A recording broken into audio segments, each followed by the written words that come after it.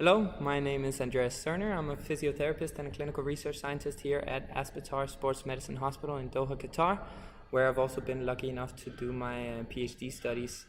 My PhD is focusing on the diagnosis of acute groin injuries in athletes, and that involves athletes from all clubs and federations here in Qatar. We have something called this National Sports Medicine Program, which enables medical staff from any club or federation to get in and get immediate access to the hospital whenever they get an injured player. So if there's a player with an acute groin injury during a game or training, they'll come into the hospital, and we set up a structured procedure where we'll start in with a physician getting a standardized clinical examination there.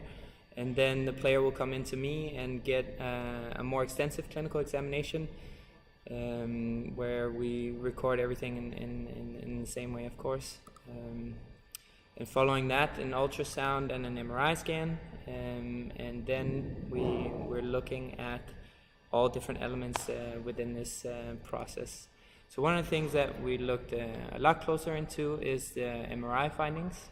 So when we're looking at these injuries, the images of these injuries, we want to know how confident can we be in the assessment of these injuries, and are there any specific injury characteristics related to the different types of muscle injuries.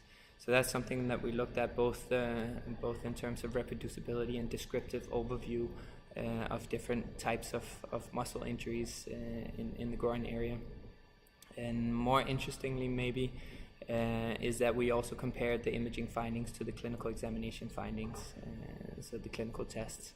And you can find all the results in the BJSM Academy Award paper, where it's all narrowed down to one page. And if you are interested in a little bit more reading, you can find me on Twitter, where there's a link to full access of my PhD, which I hope you find useful, and you're welcome to contact me at any time.